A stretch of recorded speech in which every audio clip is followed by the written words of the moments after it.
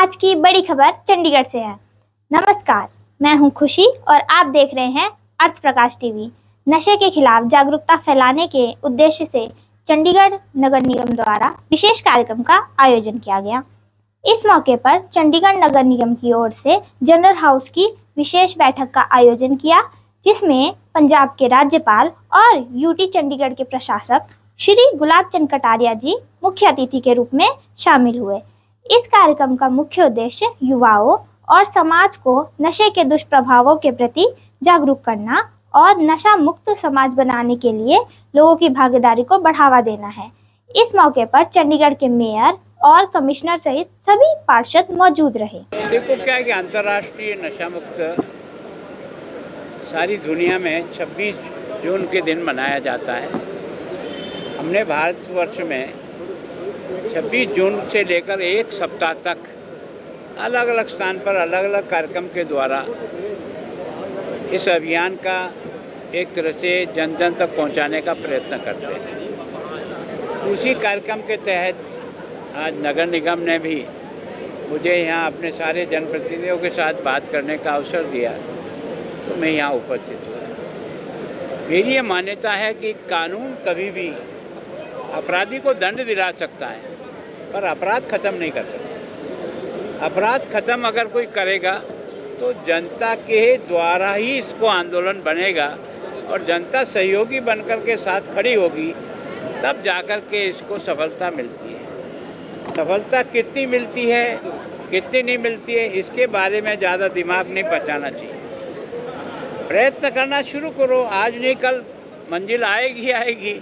कोई ये पहले से ही सोच दे कि मंजिल इतनी दूर है यार, कैसे होगा, तो ऐसे नहीं चलता है। मतलब मैं सोचता हूँ कि सामाजिक बुराइयों को समाप्त करने के लिए जन आंदोलन ही एकमात्र सहारा होता है। स्वामी दयानंद सरस्वती ने भी अगर जो आंदोलन के द्वारा लोगों को जगा करके ही उन्होंने सब प्रकार की उस समय महिलाओं पर जो अत्याचार और जिस प्रकार होता था उसके खिलाफ बात उन्होंने। आपने देखा राम मोहन राय ने बंगाल में जो काम किया वो इसी प्रकार से किया। तो कोई तो भी आगे बढ़ने वाला व्यक्ति चाहिए। समाज हमेशा अच्छी चीज़ को फॉलो करने का प्रयास करता है। अगर उस अभियान को चलाने वाला व्यक्ति का समर्पण और सोच, समर्पण के साथ और ईमानदारी से, उसका केवल राजनीतिक फायदा उठाने के लिए नहीं, जन सामान्य के जीवन को बेहतर बनाने का प्रयास करेगा। कारण क्या है कि उस व्यक्ति का जीवन नहीं बनेगा, व्यक्ति के आधार पर परिवार, परिवार के आधार पर समाज, समाज के आधार पर देश। एक तरह से ये सब एक दूसरे से जुड़ी हुई कड़ियाँ है। तो केवल और केवल इस बुराई से व्यक्तिगत नुकसान नहीं होगा, देश का भी भविष्य बहुत अंधकार बन जाएगा। इसको बचाने के लिए समय पर जहाँ से इसकी शुरुआत हुई है वहाँ इसको ख़त्म करने का प्रयास करना चाहिए। आज आपने सर काउंसलर्स को भी बोला है कि शुरुआत जो है वो पहले अपने वार्ड से करें। देखो, निश्चित रूप से अगर हम लोग अपने परिवार से शुरुआत नहीं कर सकते हैं और मैं भाषण देने बाहर जाऊंगा तो मुझे कोई भी उसमें से पूछ लेगा कि पहले आप अपने घर को तो देख लो, मेरे पास जवाब होगा क्या। और मैं स्वयं ही नशा करता हूं और मैं जाकर दुनिया को समझाने का प्रयास करूंगा, जनता मेरी बात नहीं मानेगी। परिवार के लोग कई बार छिपाते हैं कि हमारी बदनामी ना हो हमारे परिवार की। देखो, ये मनुष्य का स्वभाव है कि वो अपनी बदनामी से बचना चाहता है, लेकिन मैं सोचता हूँ ये इसमें कोई बदनामी का कारण नहीं है। अगर आपका बच्चा कोई ड्रग से एडिक्ट हो भी गया तो उसे नफरत करने से नहीं सुधरेगा, उसको सुधारने का प्रयत्न करो। नफरत से तो बच्चा और अपने आप को उससे अंदर जोड़ लेगा। तो वास्तव में मैं सोचता हूँ न तो परिवार को उससे नफरत करनी चाहिए, न समाज को नफरत करनी चाहिए, हम में से किसी को नहीं करना चाहिए। मजबूरी है उसकी, क्यों हो गया होगा। अब उसको बाहर निकालने का प्रयत्न करो, कितनी सफलता मिलेगी देखा जाएगा। तो आपने ये बात स्वीकार की है कि पुलिस ऐसा नहीं हो सकता भी पुलिस को ना पता हो। देखो, मैंने जो बात कही ना, वो मेरे अपने व्यक्तिगत जीवन के अनुभव के आधार पे, और आप और मैं ईमानदारी से इस बात को स्वीकार करें कि ये धंधा अधिक दिन तक नहीं चल सकता इन दो को छोड़ के। तो सर, आपको नहीं लगता है इन पे सख्ती की जानी चाहिए ताकि बात यह है कि इसके लिए बहुत कलेजा चाहिए। जब तक स्वयं का मन मस्तिष्क कठोर नहीं हो ना, तब तक दूसरों को सुधारने का प्रयत्न सफल नहीं होगा। अगर आप कठोरता के साथ आगे बढ़ोगे तो सफलता मिलेगी। सर मेरा सवाल है कि चंडीगढ़ में शराब के बहुत लगी है, वो नशा में नहीं आता है? नहीं, देखो ऐसा है कि अब तक जो है ना, इस शराब को सारे देश में हमने इसका प्रयोग करके भी देख लिया। राजस्थान में कि हमने शराब बंदी कर दी राजस्थान में, जैसे ही हमारी 77 में सरकार आई, भैरव सिंह जी ने शराब को बंद किया। गुजरात में आज भी शराब बंदी है, लेकिन शराब नहीं जा रही या शराब नहीं बिक रही, ये नहीं है।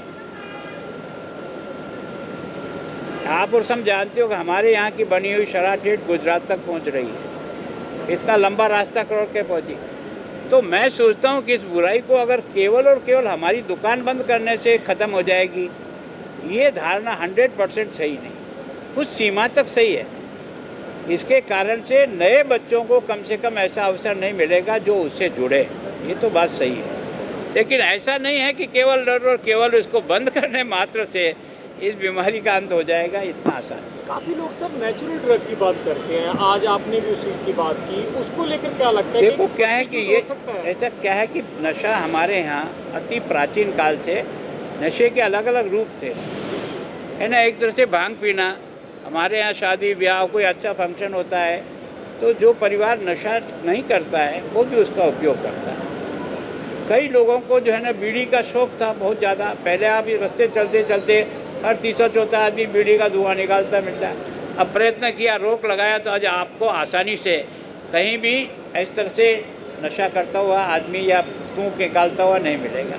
तो प्रयत्न तो करना पड़ता है। तो मैं सोचता हूँ प्रयत्न करेंगे, सफलता मिलेगी। कुछ कानून के द्वारा होगा और कुछ जन जागरण के द्वारा। सर चिट्टे के लिए बहुत से पॉलिटिकल आदमी ऐसे हैं जो अफीम और चूरा पोस्ट की सिफारिश कर रहे हैं, पंजाब के अंदर खासतौर पर। देखो क्या है कि मेरा जो ज़िला है चित्तौड़ जिला, वो अफीम ग्रोवर है, लेकिन हमारे यहाँ नशा देखोगे आप कम है। हम पैदा जरूर करते हैं पर उसका उपयोग नहीं करते, पर जो लोग पैदा नहीं करते हैं वो ज़्यादा उपयोग कर रहे हैं। तो मैं सोचता हूँ इसका मतलब है कि कोई न कोई हमारी समझने में अंतर है, तो इसको जितना रोक सकते हो प्रयास करो, है ना। ऐसा है कि ऐसा दिन बताएंगे कि अब 100% हो गया, ऐसा तो सामान्यतः बहुत चमत्कार पे ही संभव है। लेकिन करो, कम तो करो, 1% कम करोगे तो ही सफलता ही है, क्या नुकसान क्या है। फिलहाल इस खबर में इतना ही। चंडीगढ़ और आसपास की हर बड़ी खबर के लिए जुड़े रहिए हमारे साथ। मैं हूँ खुशी, बने रहिए अर्थ प्रकाश के साथ। धन्यवाद।